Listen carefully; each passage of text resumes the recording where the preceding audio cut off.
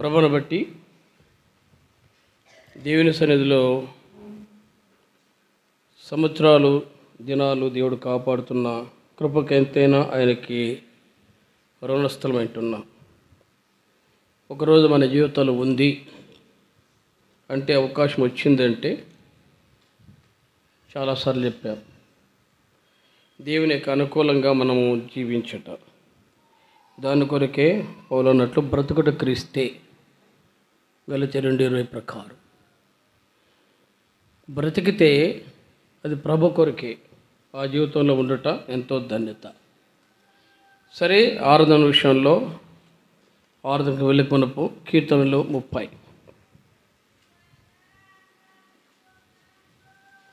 కీర్తనలు 30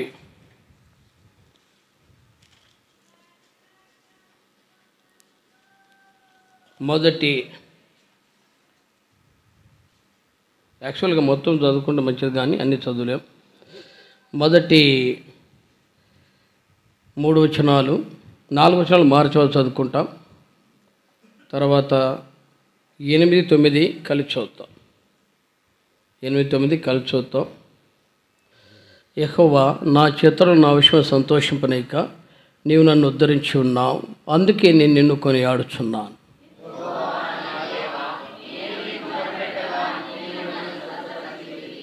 యెహోవా పాతాళములో నుండి నా ప్రాణమును లేవదీసితివి, నేను గోతులను దిగకుండా నీవు నన్ను బ్రతికించితివి. 8, 9 కలిసి చూద్దాం.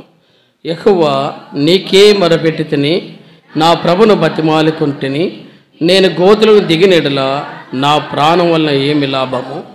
మన్ను నిన్ను స్తుతించిన నీ సత్యం గురించి అది వివరించున్నా.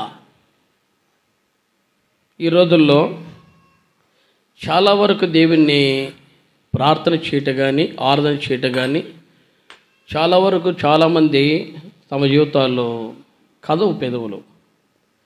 కనీసం ఆరాధన అయితే ప్రాముఖ్యత, మొరపెట్టేట ఎవరైనా చేయొచ్చు. గాయమైందనుకో ఆటోమేటిక్గా తెలియకుండానే నోరు వస్తాయి, అమ్మా అనే పదం వస్తాయి. బాధ వచ్చిందనుకో ఆ బాధల్లో కూడా ఇతరులకు పంచుకుంటూ వస్తాం. మీకేం తెలుసా అనుభవించిన వానికని. అంటే వాయిస్ అనేది పెరుగుతూ వస్తుంది. ప్రార్థనలో కూడా ఆటోమేటిక్గా మొరపెట్టట ఎట్లుంటుందంటే, ఇశ్రాయేలు ప్రజలు ఐగుప్తులు తరుముతున్నారు, ఇశ్రాయేలు ప్రజలు ఇరుకునబడినారు, మోసే మీద వారు తిరుగుబాటు చేశారు. పరిస్థితి తారుమారుగా ఉన్నప్పుడు అంటే ఏదో రకం బ్రతకట. అంటే ఈ విషయాలు ఎందుకు చెప్తున్నా అంటే తప్పదు, మొరపెట్టాలి. ఇప్పుడు ఆరాధనకు వచ్చాం. ఆరాధనలో ఇప్పుడు మాట చూస్తాం. మొదటి వచనంలో యెహోవా నా చేతులను నా విషయమే సంతోషింపరిక నీవు నన్ను ఉద్ధరించున్నావు. యాక్చువల్గా మనకి ఎవరు శత్రువు? మా లోకంలో మనుషులకి ఎవరెవరు ఉంటారు. తప్పదు. ఏ వ్యక్తి అయినా కుటుంబ పక్కన ఉన్నవారైనా ఉంటారు, భార్యాభర్తల మధ్య ఉంటారు. ఎప్పుడు వస్తాయంటే విరోధ భావాలు ఏదైనా యథార్థంగా మాట్లాడినప్పుడు కూడా వస్తాయి. ఉన్నట్లు పలికినప్పుడు కూడా.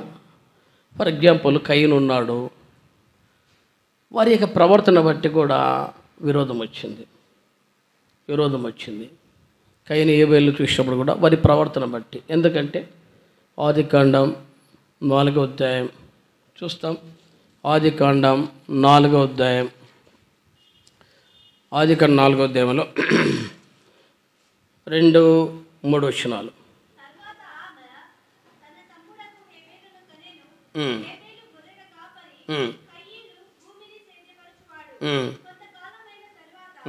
నాలుగో వచనం చదవండి.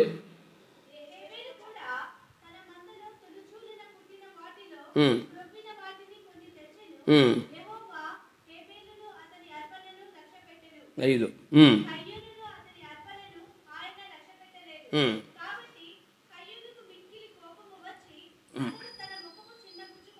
అంతే. ఇక్కడ ఏమిటంట, దేవుని ఇంట్లో ఒకరిని కనపరచుట, ఒకరిని హెచ్చించుట్లో కూడా కొన్ని వస్తాయి. ఒకరి గణపరచుట ఒకరిని హెచ్చించుట కూడా. ఎందుకంటే దేవుడు అన్యాయస్తుడు కాదు. అందుకే ఇప్పుడే మాట్లాడినాడు 7వ వచనంలో అంటాడు 6లో, యెహోవా కయీనుతో నీ కోపమేలా, నీ ముఖం చిన్నబుచ్చుకున్న ఉన్నావేమి అన్నాడు. అడిగాడు. 7లో అంటాడు నీవు సత్క్రియ చేసిండలా తలెత్తుకోవా అన్నాడు. అంటే మంచి కార్యాలు చేస్తే తలెత్తుకోవా. ఏంది మంచి కార్యాలు? ఏ మంచి కార్యాలు? అక్కడే కనబడింది 4:4లో శ్రేష్టమైన వాటివి. ఏవైతే మనం దేవునికి మన జీవితంలో శ్రేష్ఠ కనబడుకుంటూ వస్తాయో అవి ప్రభుకి ఇవ్వాలి కదా, అవి ప్రభుకి ఇవ్వాలి. ఈ రోజుల్లో ఈ కార్యాలు మనకి ఇష్టం ఉండదు. ఎట్లుంటుంది? అందుకే అంటాడు 5వ వచనం చదవండి, ఆదికాండం 4:5.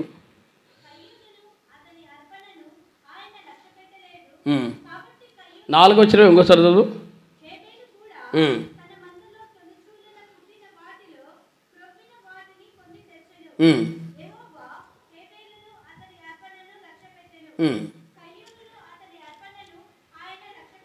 ఏంటి కారణం అంటే కొన్ని ఇస్తారు మనం. ఈ రోజుల్లో ఏవైతే శ్రేష్టమో దాన్ని తీసుకొస్తాం, అది మనకు ఈ విషయాల్లో. అందుకే ఇక్కడ కూడా మనం చూస్తాం 1 సమూయేలు 15వ అధ్యాయంలో, 1 సమూయేలు 15వ అధ్యాయంలో కూడా మనకు అది కనబడుకుంటూ వస్తాయి.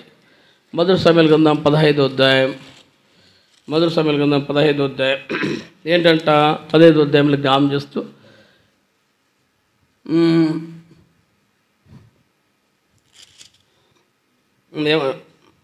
15వ అధ్యాయంలో కొన్ని ఏంటట 8-9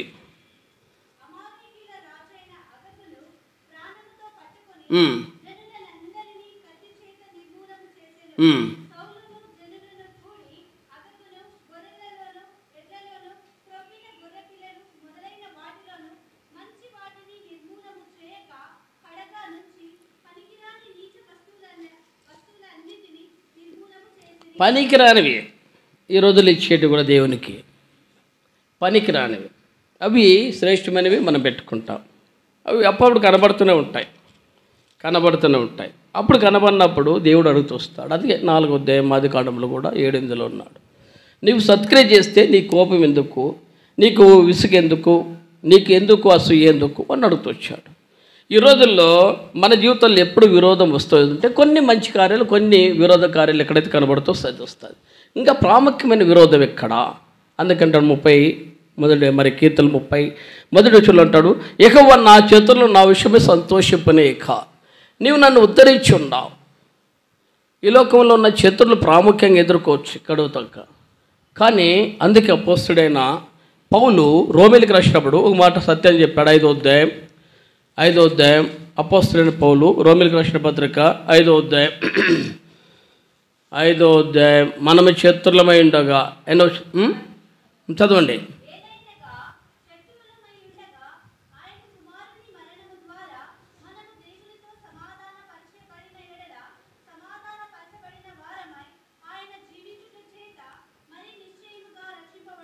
ఏలైనగా శత్రులమైండగా, ఎవరికి శత్రులము? దేవునికి. ఎప్పుడు శత్రులం అవుతాం కదా?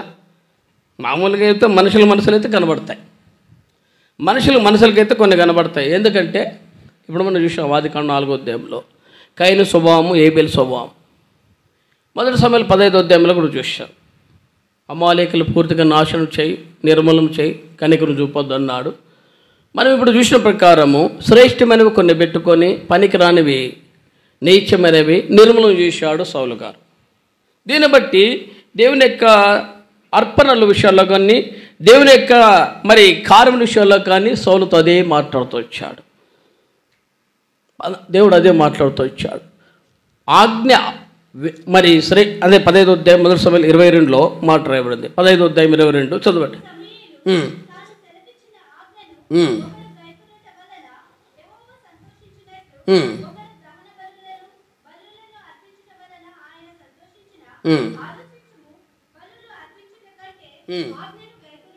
బలులు అర్పించడం కంటే ఆజ్ఞ గైకొనుట. ఈ రోజుల్లో మాట వినాలి. దేవుని మాట వినడం వల్ల వారి జీవితాల్లో కూడా కార్యాలు జరగవు. మేము కూడా ప్రార్థన చేస్తూ వస్తాం. యాక్చువల్గా నా అనుభవాల్లో కూడా కొన్ని చెప్పగలము, కానీ ఇది రూట్ అంటే ఇది వేరేది కాబట్టి చెప్పాలి. కొద్దిమంది జీవితాల్లో తప్పదు, కొన్ని సాక్ష్యాలు చెప్పక తప్పదు కాబట్టి చెప్తాం. ప్రతిదీ దేవుని అడుగుతూ వచ్చారు ఆ రోజుల్లో, ఇది చేయాలా వద్దా, చేయాలా వద్దా. మొదటి సమయంలో 30 అధ్యాయంలో 7-8 వచనాల్లో కూడా దావీదు అడిగాడు, నేను పోవల్లా వద్దా, చేస్తే కార్యం జరుగుతుందా లేదా అని అడిగాడు. ఇట్లా మనం అడగం అన్నిటిని అడగం. అలా అడిగి దాన్ని పొందినప్పుడు దాని దీవెనలు వేరు, దాని ఆశీర్వాదాలు వేరు. ఎక్కడ కూడా నష్టం కానీ, ఎక్కడ కూడా దెబ్బల మీద దెబ్బలు కానీ జరగవు. కానీ మనం కానీ పూర్తిగా ఇరుక్కుపోయిన తర్వాత ఎట్లుంటుంది ఆ అనుభవం. కానీ ఇప్పుడు రోమిలకు రాసిన పత్రిక 5వ అధ్యాయం 9-10 వచనాల్లో అపోస్తలుడైన పౌలు మాట్లాడాడు. చదవండి 9-10. అపోస్తలుడైన పౌలు రోమాపత్రిక 5వ అధ్యాయం.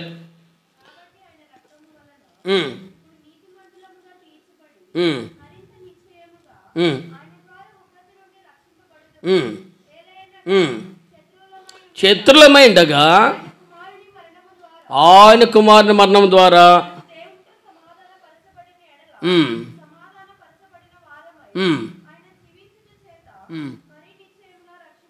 ఏంటంటే రక్షణ లేకుండా జీవించే జీవితం శత్రుత్వం ప్రాముఖ్యమైనది. రక్షణ లేకుండా, అందుకే 5వ అధ్యాయం 10వ వచనంలో అంటాడు, ఏలైనగా శత్రులు ఉండగా ఆయన కుమారుని మరణం ద్వారా మనము దేవునితో సమాధానపరచబడిన వారమై ఆయన జీవిని చేత మరి నిశ్చయంగా రక్షింపబడదు. ఈ రోజుల్లో రక్షణ లేని జీవితాలు. ఏంటి రక్షణ అంటే? రక్షణ అంటే ఏంటి? పాప మరణముల నుండి విడిపించబడటే దేవునికి అనుకూలమైన రక్షణ. పాప మరణాలు ఈ రోజుల్లో పాప మరణకు సంబంధించిన విశేషాలు ఎప్పుడైతే దేవుని యొక్క మాట వినకపోతే, ఇప్పుడు మనం చూసాం 15వ అధ్యాయం 22 అంటాడు, మాట వినుట శ్రేష్టం, నీ విషయాల్లో నువ్వు మతి తప్పావు, దేవుడు నీ కార్యం ఆరంభించాడు అన్నాడు. అంటే దేవుని యొక్క మాట వినక ఎప్పుడైతే అవిదే చూస్తామో ఆటోమేటిక్గా దేవుని చిత్రలమవుతాం. ఎప్పుడు వచ్చిందంట ఇది? ఆరంభంలో ఆదికాండం 3వ అధ్యాయంలో మనకు ఆదాముతో ఆరంభమవుతుంది.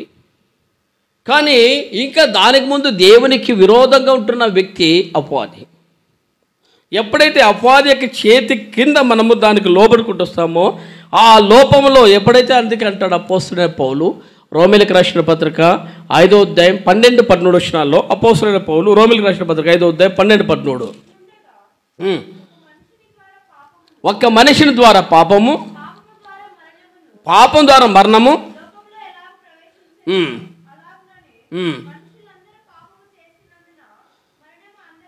అంతే. మనుషులందరూ ఎట్లంట?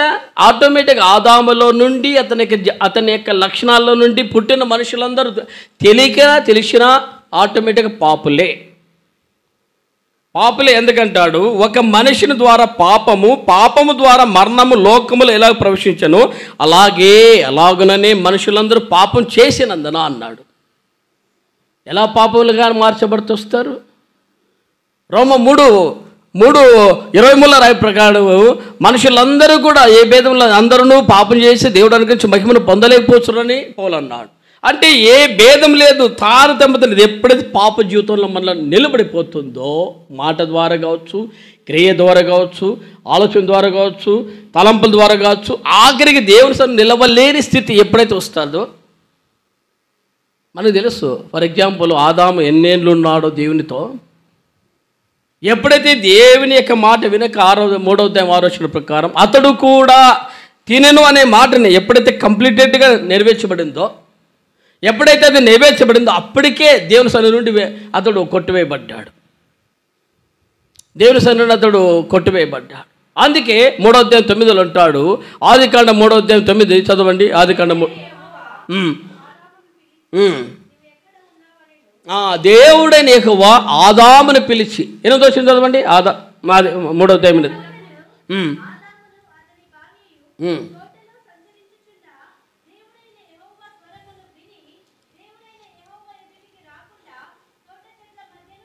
అంతే. మన జీవితాల్లో కూడా దేవుని ఎదుట నిలవలేం.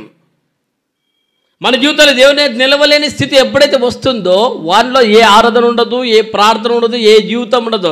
ఆటోమేటిక్గా వారి జీవితాల్లో ఫీడింగ్ అనేది అంటే ఆత్మీయ జీవితం అనేది ఉండదు. కాబట్టి దేవుని సన్నిధిలో నిలవలేరు.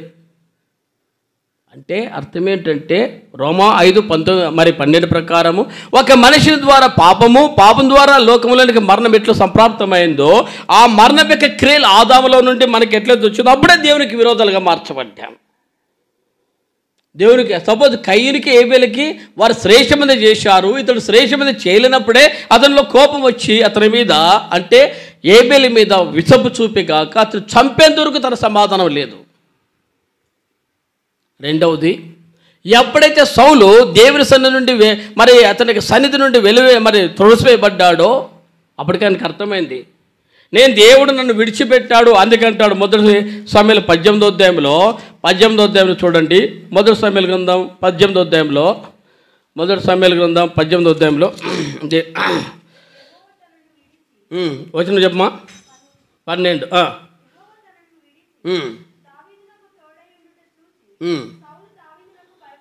అంతే. దేవుడు తనను విడిచిపెట్టాడు ఎప్పుడు అర్థమైందంట? అతనితో మాట్లాడలేదు, అతనితో కలిసి ఉండలేకపోతున్నాడు. అదే దేవునితో కూడా మనం ఎన్ని ప్రార్థన చేసినా ఎంత ఆరాధన చేసినా కూడా ఫీడింగ్ ఉండదు, అంటే ఆత్మీయ జీవితాలు ఉండవు. మీకు ఇది అర్థం కావాలంటే వారి జీవిత విధానాల్లో ఈ పాపక స్వభావ లక్ష్యాలు ఎప్పుడైతే ఉంటొస్తాయో వారి జీవితంలో దేవుని మాట వినలేని వారిగా ఉంటారు. ఆదికాండం 3వ అధ్యాయం 7 నుంచి రాయబడిన ప్రకారము 9, 10 దాదాపు 23వ వచనం వరకు లేదు, ఆదికాండం 3వ అధ్యాయం ఆఖరి వచనాల వరకు మనం చూసే విధానాల్లో దేవుని సన్నిధి నుండి అతను త్రోసివేయబడింది కాకుండా ఇంకొక మాట కూడా ఉంటాడు. ఆదికాండం 3వ అధ్యాయంలో రండి, ఆదికాండము 3వ అధ్యాయం 23, 24 చదువుతాను. దేవుడు యెహోవా అతను ఏ నేల నుండి తీయబడినో దాన్ని చేతపరచుకు ఏదోని తోట నుండి అతను పంపివేసను. 24లో అంటాడు అప్పుడు ఆయన ఆదామును వెళ్ళగొట్టి ఏదేను తోటకు తూర్పు దిక్కన కేరుపులను జీవవృక్షమునకు మార్గమున కాచుడికి ఇటువంటి అగ్నికి తిరుగుచున్న ఖడ్గజ్వాల నిలబెట్టాడంట. అంటే లోపలికి రావడానికి అవకాశం లేదు. అలాంటి వ్యక్తి కుటుంబంలో నుండి పుట్టిన మనము కూడా అలాంటి వారమే. అలాంటి కుటుంబం అంటే అలాంటి వ్యక్తిలో నుండి ఏ మనుషుడైతే ఆ యొక్క మనుషుడి యొక్క స్వభావంలో నుండి పుట్టిన మనుషులందరూ రోమా 3:23 ప్రకారం పాపులుగా మార్చబడ్డారు.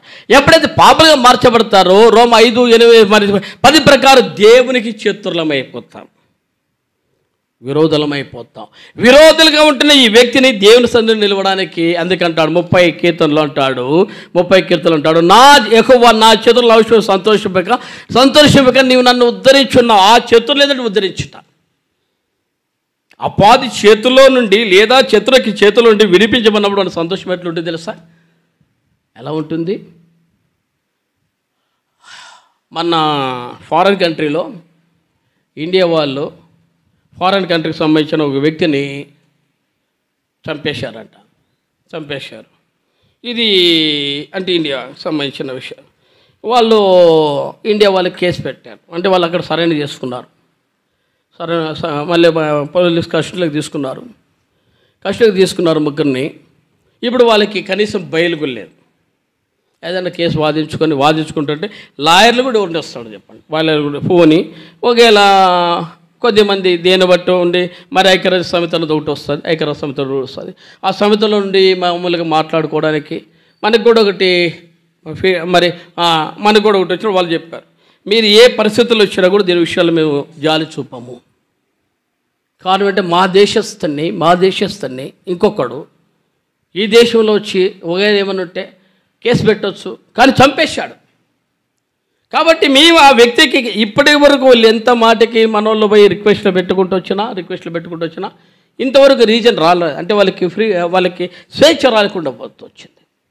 అంటే ఒక పరిస్థితి నుండి ఏరే దేశంలో పరిస్థితి ఎట్లయితే వస్తుందో దేవుని సన్నిధిలో నుండి మనం వెలివేయబడినప్పుడు కొట్టివేయబడినప్పుడు దేవుని సన్నిధిలో నుండి మళ్ళా మనం తీసుకురావటం అనేది ఎంత రిస్క్ అవుతుందో అంత రిస్క్ అయిపోతుంది, అంత కష్టమవుతుంది. అలాంటి కష్ట పరిస్థితుల్లో నుండి అందుకంటాడు నీవు నా చేతుల విషయమై సంతోషింపనేక నీవు నన్ను ఉద్ధరించున్న అక్కల నుండి ఆ వ్యక్తిని బయటకు తీసుకురావాలి. ఆ వ్యక్తిని బయటకు తీసుకురావాలంటే ఎలా ఉంటుందో తెలుసా? దాని కొరకు ఒక మధ్యవర్తి కావాలి. అసలు కూడా ఆ వ్యక్తికి ఈ వ్యక్తికి సంబంధించిన మధ్యవర్తి కావాలి. ఆ వ్యక్తి కంటే ఎవరైతే విరోధ భావంలో పెట్టుకున్నారో ఆ విరోధ భావం పెట్టుకున్న ఆ వ్యక్తిని కనికరం చూపక నేను ఆ వ్యక్తిని ఎంత మాత్రం రాజీ చేయనంటాడు, అతనితో మాట్లాడనంటాడు. కానీ ఇతడు అంటాడు, అయ్యా నా ముఖం చూడు అంటాడు. అలాంటి వ్యక్తి కావాలి. ఎవరున్నారు అని చూశాడు. ఎవరున్నారని చూస్తే అందుకే అంటాడు, 1 తిమోతి 2:5-6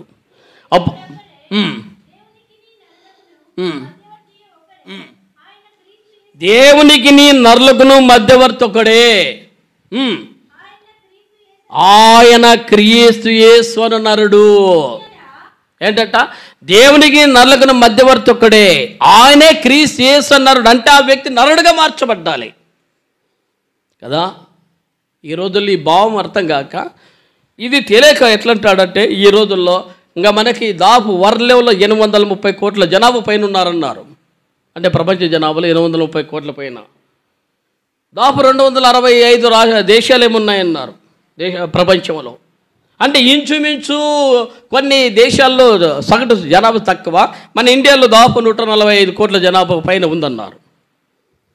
అంటే ఇంత జనాభాలో ప్రజలకు అర్థం కాక 800 కోట్ల పైన జనాభా ప్రపంచంలో, దాపు ఇండియాలో 145 కోట్ల జనాభా కలిగిన ఈ జనాభాలో సగటు ప్రాంతాల్లో దేవునికి మధ్యవర్తి రేఖ అర్థం కాక నలిగిపోతున్నారు. ఎందుకు? యేసు ప్రభువు వారు నమ్ముకోవాల్సిన పరిస్థితి అనేది ఎదుగక వారి కనులకు అర్థం కాక ఎన్నో రూట్లు ఎరుగుతూ మరి ఈ పరిస్థితుల్లో రివర్స్లో నడిచే పరిస్థితి వచ్చింది. వాక్యానికి తావులేక, పరిస్థితి తావులేక నలిగే పరిస్థితి ఈ రోజులో చూస్తున్న కారణం వాళ్ళ కన్నులకు వెలుగు లేదు, వారి జీవితాలకు అనుభవం లేదు. అందుకంటాడు ఆ వ్యక్తి దగ్గరకు వచ్చి, అందుకంటాడు చదవండి ఇప్పుడు 5వ వచనం 2:5 నీటి చదవమా.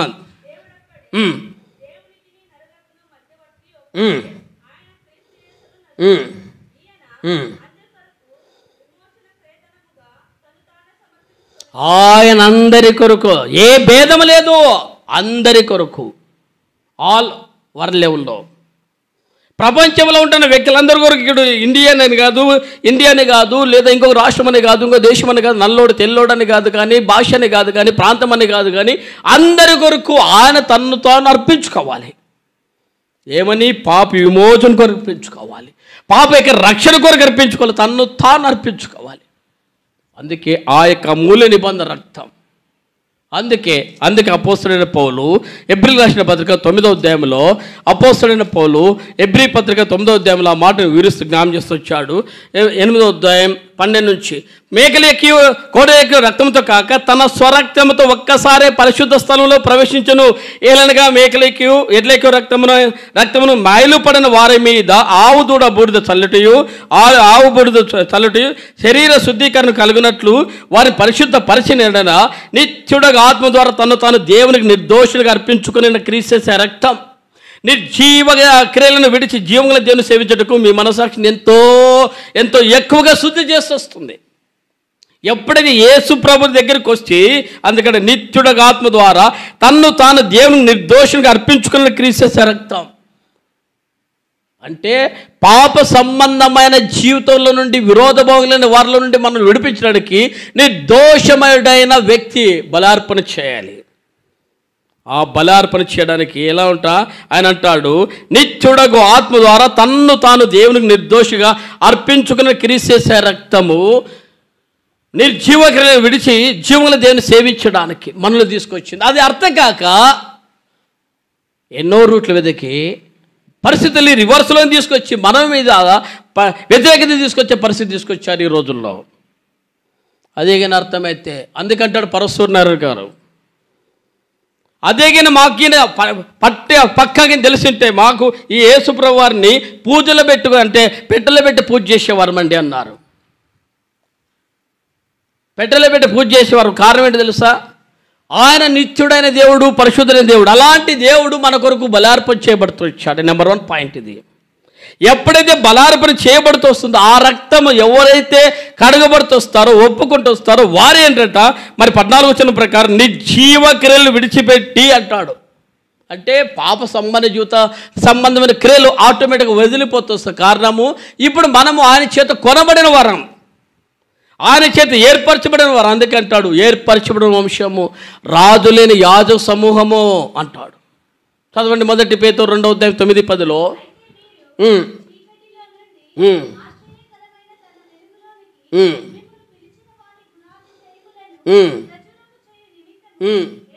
ఏర్పరచబడిన వంశము, రాజుల యాజక సమూహమును, పరిశుద్ధ జనమును. ఇదంటే అంటే దేవుని సొత్తుది. మనం ఇప్పుడు ఏంటంటే దేవునికి మనకు విరోధము. ఈ విరోధం ఇప్పుడు కాకుండా ఆయన సొత్తుగా చేశాడు. ఎట్లుంటుందండి? ఈ అనుభవ జీవితంకి వస్తుంది. ఇప్పుడు ఈ షర్ట్ ఉందనుకోండి, బట్టల షాపులో వాళ్ళ దగ్గర ఉన్నంత వరకు వందే. ఎప్పుడైతే దాన్ని వెలయించుకొని నా దగ్గరకు వస్తుందో వానికి ఆ సర్వాకులు కోల్పోతూ వస్తాడు. షాపోడు సర్వాకులు కోల్పోయి అది ఏ వస్తువైనా సరే, గోల్డ్ అయినా ఏందైనా ఏదైనా సరే, ఏ వస్తువైనా సరే సర్వాకులు కోల్పోయి వాని దగ్గర పెట్టుకోమని మనం పెట్టొచ్చానుకో అలాగే ఉంటుంది. నేను నిన్న మార్కెట్కి పోయాం. ఉదయం తీసుకున్నా, రాత్రి 9 గంటలు తీసుకొచ్చాడు మన అబ్బాయి. వాడు దాన్ని ముట్టుడు. ఎందుకంటే సారదయ్యది ఆయన కొన్నాడయ్యా. దాని మీద ఏదో ఒకటి మాటకి దానికి రాసి వేరు పెట్టో లేదంటే నంబర్ రాసి పెట్టుకుంటాడు అంతే. ఏంటి సర్వ హక్కులు ఇంకా ఏంటి అంటే వాని దగ్గర ఎన్నైనా ఉన్నాయి, కొన్ని లక్షల ఆస్తులు ఉన్నాయి. కానీ దీనికి ఎప్పుడైతే మనం విలుచుకుంటామో ఆ వస్తువు మీద ఉన్న హక్కు వాడు కోల్పోతాడు. అర్థమైనా? ఎప్పుడైతే కోల్పోతాడో అక్కడ ఉన్నా కూడా దాన్ని ముట్టడు. వాడు ముట్టినా కూడా జాగ్రత్త రే, సారదిద్ది, జాగ్రత్త రే, పలానాయింది, జాగ్రత్త, దాన్ని ఓపెన్ చేయొద్దు, ముడితే మనకి చెడ్డ పేరు వస్తుంది. అదేనండి రక్షణ అంటే. అలా ప్రభువైన యేసుప్రభువు నిన్ను విలేచుకున్నాడయ్యా. విలేచుకొని ఇప్పుడు నా సొత్తు అన్నాడు. చదవండి 10వ వచనము, 1 పేతురు 2:10.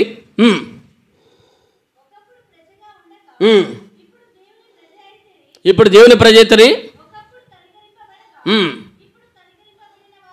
కనికరింపబడిన.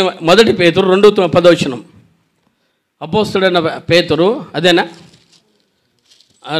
సారీ, ఏప్రిల్ రాసిన 1 పేతురు 2:10 మనం చూసింది. ఇప్పుడు చదివిన వాక్యము చదవండి. 9వ వచనము. అయితే మీరు చీకటిలో ఉండి ఆశ్చర్యకర తన వెలుగులోకి మేము పిలిచిన వారిని గుణాశ్రమంలో ప్రచురణ చేయనిస్తాము. వారి యొక్క అంటే ప్రభువైన యేసుప్రభువు యొక్క గుణాశ్రమంలో ప్రచురణ చేయాలి. అందుకే వాళ్ళు ఊరికి కూర్చోలే. సేనా దైవంలో పట్టేవాడు కూర్చోలే. అపోస్తల కార్యంలో 3వ అధ్యాయంలో గంతలు వేస్తూ వచ్చాడు, కాళ్ళు చేతులు మరి ఎప్పుడైతే మనకి సరెండర్ అయి మరి పట్టబడుతూ వచ్చాయో, ఎప్పుడైతే పేతురు నా వైపు చూడండి అని చెప్పి నజరేయుడైన యేసుప్రభువు నువ్వు నడుమని చెప్పాడో రాయబడింది 3వ అధ్యాయం 6-7 వచనాల్లో. చదవండి అపోస్తల కార్యం 3వ అధ్యాయం 6 నుంచి.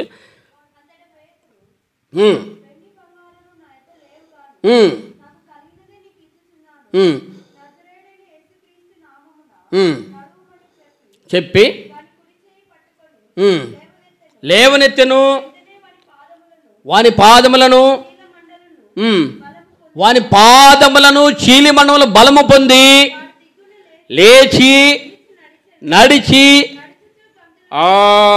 గంతులు వేసాడు. అది ఈ రోజుల్లో. తర్వాత ఈ రోజుల్లో దేవుని స్తుతించాలి. కారణము వాని కాళ్ళు చేతులు పట్టబడ్డాయి. వాని జీవితం అంతా కూడా కాళ్ళు లేవని జీవితాల్లో ఉన్నాయి. 40 ఏళ్ళ జీవితం ఉంది. బ్రతుకు కాదు, ఫుట్పాత్ బ్రతుకు, అడిగితేనే బ్రతుకు. ఇప్పుడు అంటాడు ఈ బ్రతుకులో నుండి కేవలం అతను కాళ్ళు బాగైతేనే గంతలు వేస్తే రక్షింపబడే నీ జీవితంలో మౌనంగా ఉన్నా అంటే నీకంటే డెడ్ పొజిషన్ ఇంకెవడున్నాడయ్యా? నీకంటే చచ్చిపోయినాడు ఎవడున్నాడు అంటే? ఫర్ ఎగ్జాంపుల్ ఈ మైక్ ద్వారా విత్తబడుతుంది వాక్యము. ఇక్కడ వినేవానికి అంటే ఇప్పుడు ఆరం చేసేవానికైనా ప్రాణం చేసేవానికైనా మైక్ వినబడితే నీకు వినపడలేదా అని అంటే సపోజ్ ఇప్పుడు నేను ఒకసారి సువార్త వర్తమని చెప్పినప్పుడు ఒక మాట చెప్పాను. ఈరోజు రాసుకో అంటే 5వ తారీఖు 5వ మాసం 2024 సంవత్సరం. టైం అనుకో సపోజ్ 10:30, ఉదయం 10:30 అనుకో. ఈ 10:30 గంటలకు ఇక్కడ కూర్చున్న నీతో దేవుడు మాట్లాడలేదు అని చెప్పగలవా? 5వ తారీఖు 5వ నెల 2024 సంవత్సరం. లేదా వాక్యం నీకు తెలియలేదు అని పలానాయ పారం చేసినోడే, పలానాయ మారం చేసిందే, పలానాయ ప్రాణం చేశాడు, పలానాయ అని నేను చెప్పడానికి వాళ్ళకైనా వాక్యం వచ్చింది, నీకు రాలేదా? ఆ విషయం దేవుడు అడుగుతాడు. ఆ విషయం దేవుడు అడుగుతాడు, ఏమయ్యా ఇంత గట్టిగా చెప్పారు ఆ వ్యక్తులు, ఎంతో ప్రయాసపడి చెప్పారు, అంత వ్యక్తులు మధ్యవర్తిగా పెట్టాను. మరి హెచ్కెల్ 3:16-17 అంటాడు, నేను మధ్యవర్తికి పెట్టానయ్యా అంటాడు. హెచ్కెల్ 33:6-7 అంటాడు, నేను మధ్యవర్తికి పెట్టాను అంటాడు. వాళ్ళు ప్రార్థన చేయాల్సిందే, చేస్తున్నాగా. చేసిన తర్వాత నువ్వెందుకు లేదు అంటే నీ పెడిచావు లోబడిన జీవితం, మార్పు లేని జీవితం, నీ బ్రతుకు ఇంకంతే. డెడ్ ఆపోజిషన్ అంటే చచ్చిపోయిన వాళ్ళతో సమానమే. ఆరాధన చేయలేదనుకో, ప్రార్థన చేయలేదనుకో అంటే అందుకంటాడు. ఏంటంట? 1 పేతురు 2:9 అంటాడు, అపోస్తలుడైన పేతురు 9 అంటాడు, ఆశ్చర్యకరమైన తన వెలుగులోనికి మిమ్మల్ని పిలిచిన వాడిని గుణాసులు ప్రజలు చేయాలండి. ఆయన గురించి చెప్పాలి. దావీదు ఊరికే ఉండలేకపోయాడు. దావీదు ఊరికే ఉండలేకపోయాడు. నీ నీతిని గురించి, నీ రక్షణ గురించి 40 కీర్తన 8-9 అంటాడు. కీర్తన 48:9.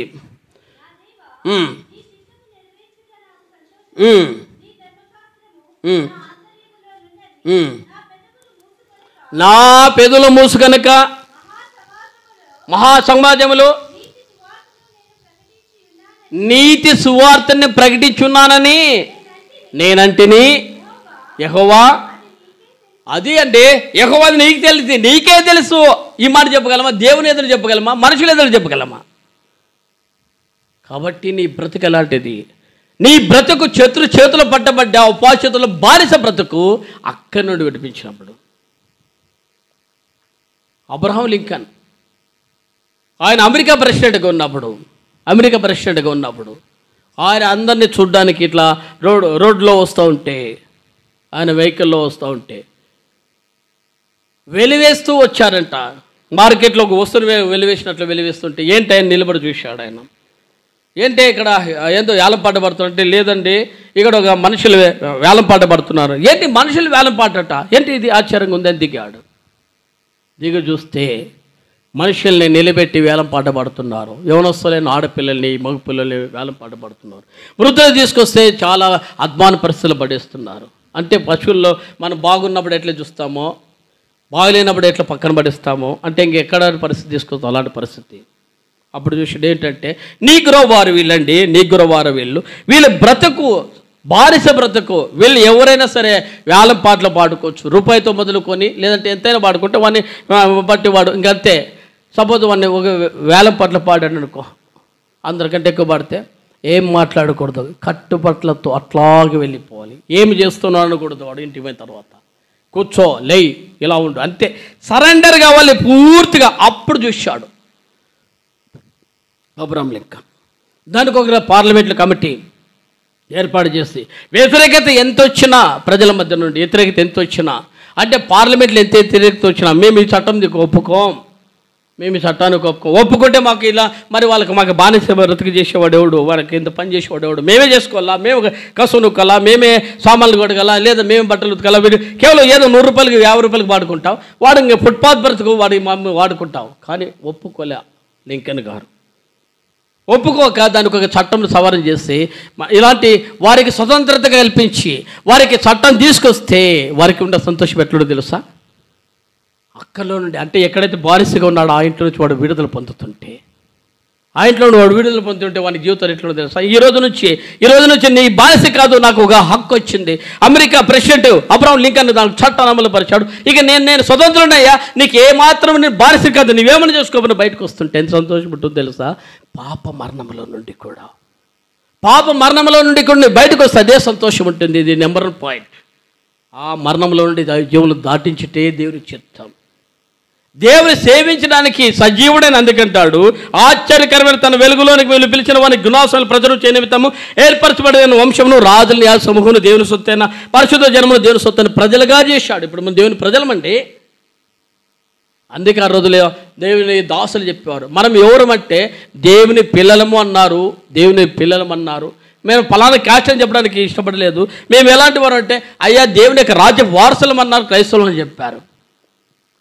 ఈ రోజుల్లో ఆ హక్కు నీకు ఇచ్చాడు. ఈ రోజుల్లో దేవుని సొత్తుగా నీకు ఇచ్చాడు. ఉదయకాలం పెళ్ళి, ఇది నెంబర్ 1 పాయింట్. రెండో మాట కూడా ఒక మాట చూసుకొని మనం వారికి వెళ్తూ వస్తాం. 30 కీర్తన 9-10 వచనాలు.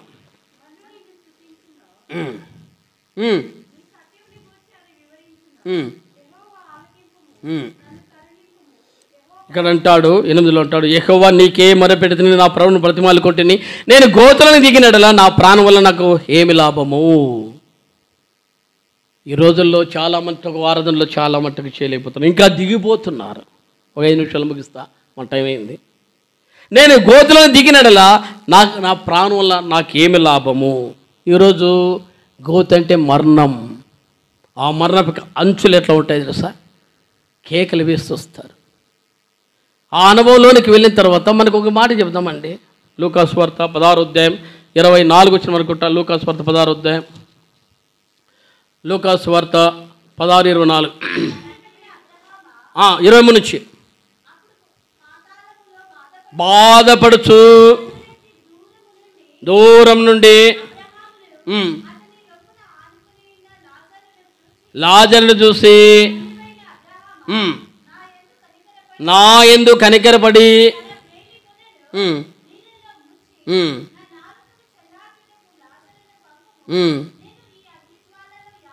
అదే అండి. అంటే గోతి అంటే మరణము, మరణం అంటే నరకము, నరకం అంటే ఏంటట? అగ్నిగుండము. అందుకంటాడు దేవుని యొక్క వాక్యం సెలవుస్తుంది 22లో ఉంటాడు, దరిద్రుడు చనిపోయి దేవుడు చేత అబ్రాహ్మణం నానుకొని కొనబడు, ధనవంతుడు కూడా చనిపోయి పాతిపెట్టబడను, అప్పుడు అతడు పాతాళంలో బాధపడచ్చు. పాతాళం. అందుకే అంటాడు కీర్తనలోని, అది 30 కీర్తనలో మనం చూస్తే, కీర్తనలు 30 కీర్తనలోని జ్ఞాపం చేస్తూ 3 వచ్చిన 30 కీర్తన, పాతాళములో నుండి నవ్వు నా ప్రాణము లేవదీసితివి. పాతాళ పోషం ఇది. ఏ భేదం లేదు. ఎవడైనా సరే టాప్ టు బాట్ ఆదాంతో ఆరంభమైన ఆ మరణపు లేదా పాతాళం యొక్క స్థితిగతులు ఆ రోజుతో మొదలుకొని ప్రభువైన యేసు ప్రభువారు ఆ యొక్క అమూల్య నిబంధన రక్తం వచ్చేంత వరకు, ఒకవేళ నచ్చు ఇంకో పాయింట్ కూడా వస్తాయి, ఆదాముతో మొదలుకొని అంటే ఇంచుమించు 4000 సంవత్సరాల వరకు వారి పరిస్థితి. అందుకే ఎఫెసీ రాసిన పత్రిక 4వ అధ్యాయం 8-9 వచనాల్లో అపోస్తలుడైన పౌలు ఎఫెసీ రాసిన పత్రిక 4వ అధ్యాయం చదవాలి. ఎఫెసీ రాసిన పత్రిక 4వ అధ్యాయం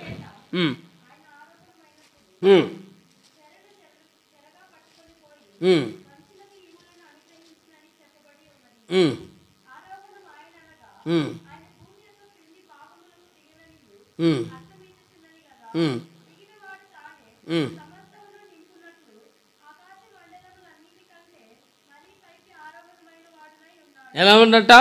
ఆయన ఆరోహణమైన చిన్నగా పట్టుకొని పోయి మనుషులకు ఇవ్వాలి అనుగ్రహించని చెప్పబడినది. ఆరోహణమైనగా ఆయన భూమి యొక్క క్రింది భాగం అన్నమాటకు మొదట అంటే పాతాళపు అంచుల వరకు దిగిపోయి బయట తీసుకొచ్చేసాడు. దాన్ని బట్టే ఇంకా మనం అక్కడ చూస్తే మత్తయి సువార్త 27వ అధ్యాయంలో, మత్తయి సువార్త 27వ అధ్యాయంలో కూడా కొన్ని మాటలు చూస్తే మత్తయి సువార్త 27వ అధ్యాయంలో కూడా మనం చూస్తే 27వ అధ్యాయంలో 51-52, అప్పుడు దేవాలయ తెర పైనుండి క్రింది వరకు 2 గచ్చనగను, భూమి వెనుకను బండల బద్దలైన సమాధులు తెరవబడను, నిద్రించిన అనేక మంది పరిశుద్ధుల శరీరం లేచెను అని రాయబడింది. అంటే ప్రభుత్వ కలిసి ఎప్పుడైతే విశ్వాసంలో ఒప్పుకొని ప్రభు అయిన యేసు యొక్క రక్తం యొక్క విమోచన క్రైదనంగా చేయబడినాక ఆ రోజుల్లో అంటే ఏంటి? శ్రేష్టమైన బలార్పణ. ఎబ్రీ పత్రిక 9వ అధ్యాయంలో రాయబడిన ప్రకారము మేకలెక్కు ఎడ్లెక్కు రక్తము ఆ యొక్క మోసే ద్వారా ఆరంభమైన ఆ దినాల్లో, లేదా అబ్రహాముతో ఆరంభమైన, లేదా ఆ యొక్క నోవహుతో ఆరంభమైన దినాలు మొదలుకొని, లేదా ఏబేలుతో మొదలుకొని ఆరంభమైన దినాలు మొదలుకొని బలార్పణ చేయబడిన వారందరితో సహా దేవుని యొక్క నిబంధన రక్తంతో కడగబడిన నిన్ను నన్ను కూడా లేపడానికి ఇష్టపడుతూ వచ్చాడు. ఇంకొక మాట కూడా చూస్తే ఎలా ఉంటుందంట? దేవుని యొక్క వాక్యం సెలవుస్తుంది. చూడండి, దేవుని యొక్క వాక్యంలో ఒక మాట మనం చూస్తే 2వ కొరింథీ రాసిన పత్రిక 11వ అధ్యాయం, 2వ కొరింథీ రాసిన పత్రిక మొదటి తెస్సలోనికీయులకు రాసిన పత్రిక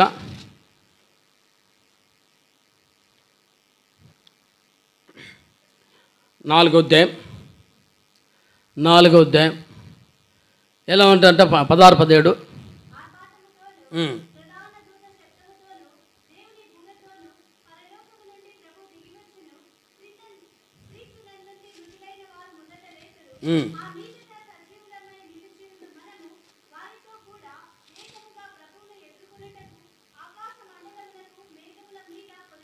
అదొకటి కొనిపోవట. ఇంకొక మాట చూస్తే ఎబ్రీ రాసిన 11:39-40 అంటాడు, వీరందరూ తమ విశ్వాసం ద్వారా సాక్ష్యం పొందిన వారైనా మనము లేకుండా సంపూర్ణ కాకుండా నిమిత్తం దేవుడు మన కొరకు మరి శ్రేష్టమైన దానిని ముందుగా సిద్ధపరచను గనక వీరు వాగ్దాన ఫలం అనుభవింపలేదు అన్నాడు. అంటే అర్థమేనా?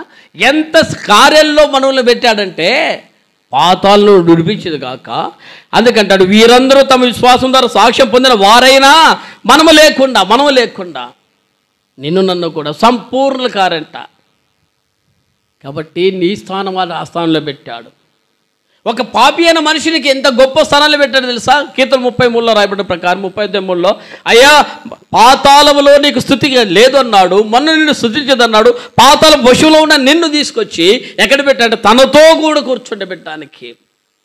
పరలోక రాజ్య నివాసులుగా 1 పేతురు 2:9 ప్రకారం దేవుని యొక్క సొత్తుగా స్వాస్థ్యంగా చేయడానికి, దేవుని జనాంగంగా చేయడానికి ఇష్టపడి ఆరు రక్తంతో నిన్ను కొని పరిశుద్ధ సమాజంలో చేర్చుకోవడానికి ఇష్టపడ్డాడు. ఈ సమాజము యొక్క కూడికలు కొద్ది కాలం ఉంటాయి కానీ, అంటే ఇలాంటి మందిరాలు కొద్ది కాలమే, వెళ్ళిపోయిన తర్వాత. అందుకే ఎప్పుడో చనిపోయిన వాని గురించి ఎందుకు ఏడుస్తావయ్యా, వాడు దేవునితో వెళ్ళాడు, ఎందుకు ఏడుస్తావాడు, సదా అక్కడ ఉంటాడు కదా అంటారు. ఆ ధన్యతలోనే పెట్టాడు. ముగిస్తున్నా అంటే అట్టి ధన్యత నీకు ఇచ్చి ఆ రాజ్యం వారసుగా చేసి, అయ్యా నేను నీ కొరకు ఇంత చేశాను, బలార్పణ చేశాను. ఎబ్రీ పత్రిక 9:12-14 రాయబడిన ప్రకారం ఆయనే ఒక్కసారి సర్వాంగ బలి అర్పించడానికి నిర్దోషమైన రక్తాన్ని, నిష్కలంకమైన రక్తాన్ని, పాపులైన రక్తాన్ని మన కొరకు చిందించాడు. ఆ రక్తంతో కడగబడిన నీవైతే ఆరంజిస్తావు, ఆ రక్తంతో కడగబడిన నీవైతే ప్రత్యేకంగా ఉంటావు, ఆ రక్తంతో కడగబడిన నీవైతే దేవుని గురించి నిలిచి ఉంటావు. నాకే సంబంధం? లోక సంబంధం, దాని కొరకు నా జీవితం ఉంది, ఎవరి కాలం ఉంది, ఎవరి జీవితం ఉంది, టాప్ టు బాటం నాకు ఇంకా ఉందయ్యా, ఎంజాయ్ లేదా వృద్ధులైన కానీ బలి చెప్పినారు నేను మార్చుకొని అంటే నీ ఇష్టం అది.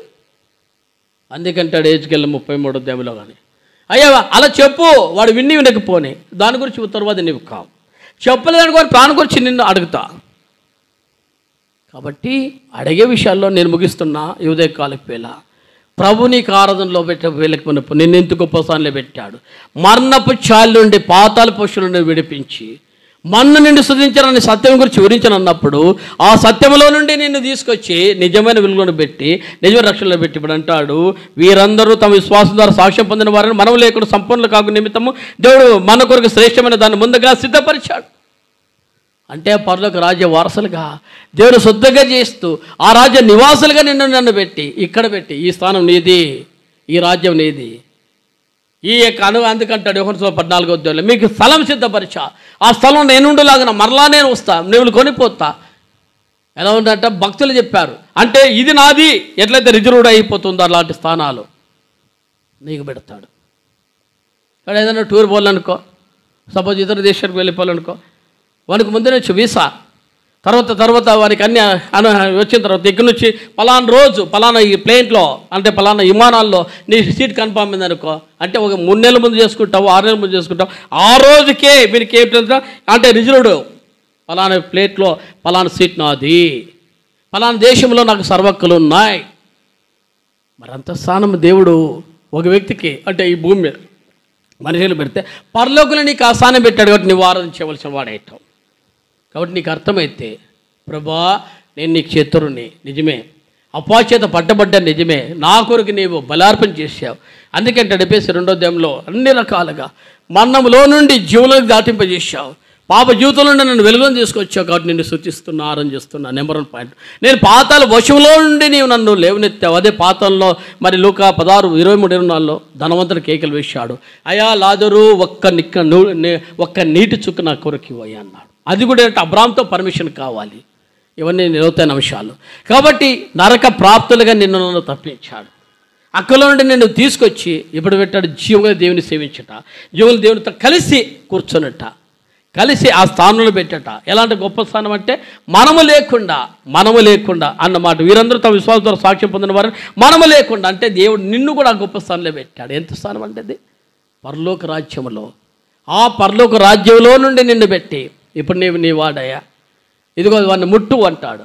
అందుకే అంటాడు మీకు 7:7-10 రాయబడిన ప్రకారం, నా శత్రువా నీవు నా మీద అతిశయింపలేవు అన్నాడు. నేను పడినా తిరిగి లేస్తున్నాడు. బిల్లిబ్రే అంటాడు, ఆ మాట చెప్పి ముగిస్తా. అపాధి అతనితో అడుగుతూ వచ్చాడు, నీ ఇవన్నీ చూస్తున్నావు కదా, ఒకసారి నరకం చూస్తావు అన్నాడట.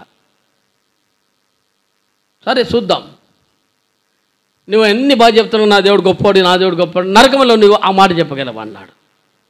నరకములో కూడా నా దేవుడు నన్ను స్వర్గంలో తీసుకురాగలడు. కాబట్టి ఓ నరకమా, నన్ను అక్కల్లో నుండి, ఎందుకంటే చెప్పేసి 4:9 ప్రకారం 10 ప్రకారం ఆ స్థానంలో నన్ను పైకి లేపాడు, ఇప్పుడు నేను నరక ప్రాప్తిని కాను చెప్పగలవా?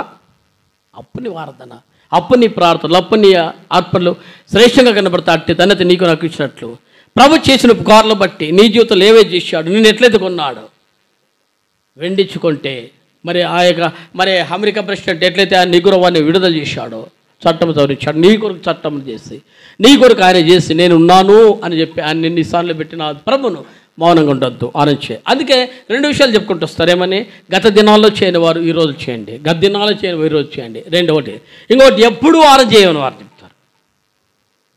ఇంత మంచి అనుభవాలు ఇస్తుంటే, ఇంత శ్రేష్ఠ సమాలు ఇస్తుంటే, కాబట్టి నీకు ఇట్ట తరుణం ఇచ్చాడు. ప్రభుని స్తుతించి గణపరిచి ఆరాధించినట్లు ప్రభు సాయం చేయనుగాక మనం ఆరాధన చేస్తూ వస్తాం.